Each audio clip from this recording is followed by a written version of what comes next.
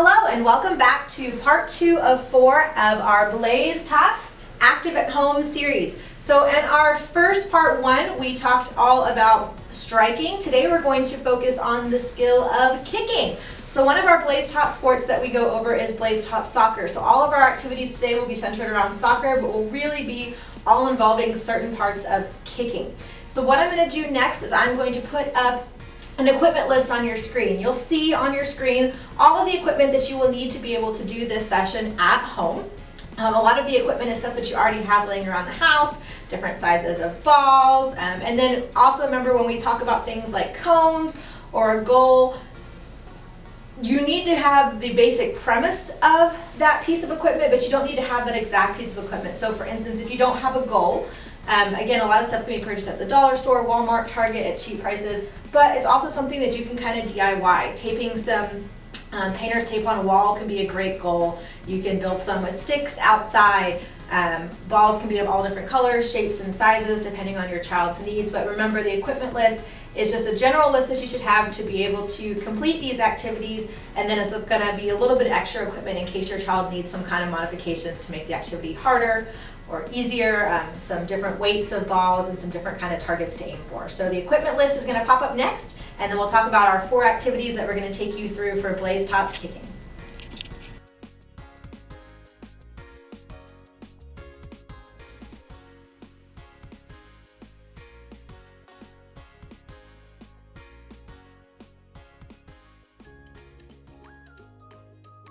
So our first 2 activities that we're going to do for kicking are dribbling skills. So in soccer, you use a soccer ball, but remember for us, it can be any size of ball. Today I'm going to use our small beach ball as an example. It's a little lighter, so if your child has difficulty with moving a larger ball or needs a larger target than a typical soccer ball, which is about this size for a youth ball, so as you can see, the beach ball is just a little bigger. They can go ahead and toggle to that. You can also use a bigger beach ball or a larger soccer ball as they get bigger. But for the skill of dribbling, what we're going to have them do is 2 activities. The first we're going to have them work on is just actually dribbling the ball. So when I say dribbling, I mean that your child is actually going to have this ball in front of them, and they're basically going to be able to walk and keep the ball in front of them the whole time. So each step they take is going to include a little kick. So it's either every step they take or every step they take on a certain foot is going to include a little kick to move the ball in the direction that they're heading. Eventually, you'll see the second part of this skill, they're actually going to have ball control while they're dribbling that ball to actually come back and move around an object. So for the first skill, we're just going to do dribbling. So we're going to have them place the ball on the ground, and we're going to give them the direction, if they're ambulatory, to go ahead and try to move the ball towards you. So standing just about 5 feet apart at the beginning, and ask them to just move the ball with kicking with little slow controlled kicks from you to them. And then we're going to have them go back and forth and just kind of get the hang of moving that ball from side to side. If your child has a visual impairment, an easy thing that you can do is to place the ball on the ground in front of them. You can either use a high contrast ball if your child does have some residual vision. If not, what easy thing to do is to get a ball like this and slide in some jingle bells. So you can either use a goal ball or make your own goal ball at home, but that basically gives them some feedback as they kick the ball as to where the ball is going, because they can actually hear where the ball is as they kick it. You might actually have to, with some of our children that have more severe mobility impairments or children with visual impairments, actually help them the first couple times see how hard they're going to need to kick with their foot, just little kicks, and help them make contact with the ball.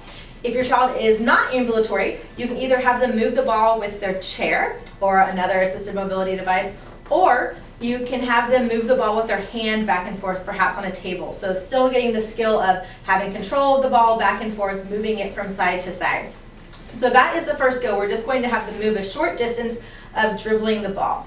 As your child gets better at that skill, we're going to increase it and add in a simple cone. Again, lots of modifications, marker, piece of paper, whatever.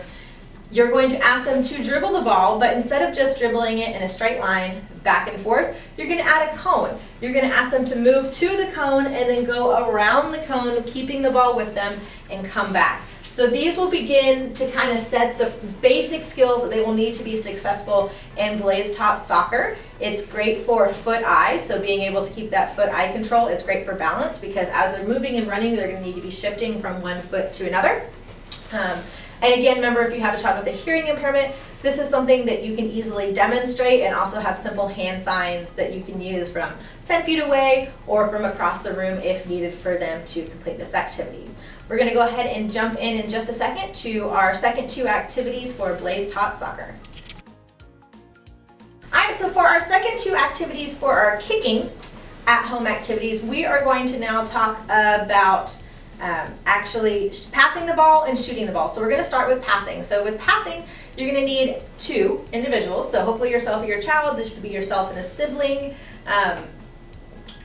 your child and a sibling, any combination of two people. It can also be expanded to 3, 4, or 5. But basically we're going to start the idea of, now that they know how to dribble, how they're actually going to pass the ball to a teammate as they're playing real soccer.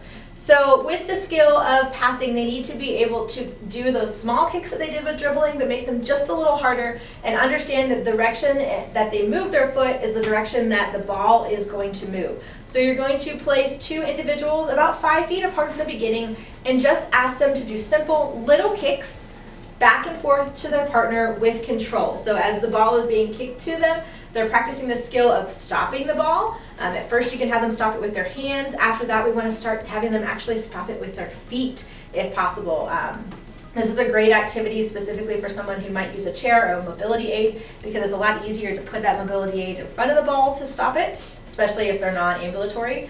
If they have an amputation or limb loss, again, they can kick on either the same side if it's lower limb or balance, or they can kind of give it a stationary nudge to move forward.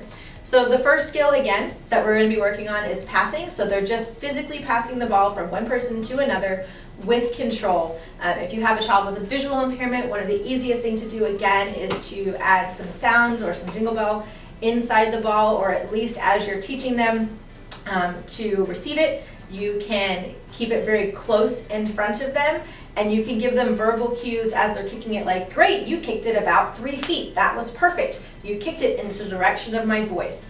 If you have someone with a hearing impairment, just make sure that you're giving clear communication cues. And remember also, for our individuals with intellectual disabilities, for this skill, it's very easy to make the activities very simple and the directions very clear. So we want to make sure that when we're giving directions, it's not as long-winded as this has been. Instead, it's just, we are going to kick the ball from me to my friend Abby. All we need to do is stop the ball and kick. Stop and kick. Little kicks. So we're giving very concise directions. You saw that I had a hand sign in there as well. So when we're teaching BlazeTOTS, we use some very simple hand signs to communicate with our kids so that we're actually talking and signing at the same time. So little kicks, we're kicking forward, we need to stop, we need to wait, it's time to play. These are all simple hand signs that you can use with your child. We're going to go in this direction. So the first skill is passing. So we're just going to pass the ball back and forth to each other.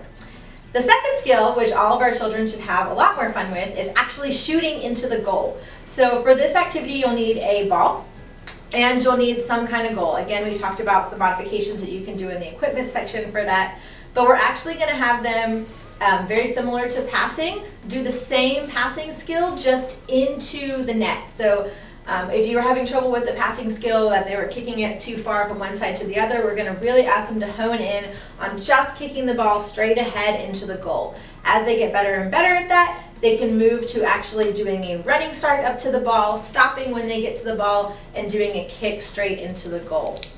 This is going to help them with aiming, it's going to help them with depth perception, and it's also going to help them with body awareness and spatial control.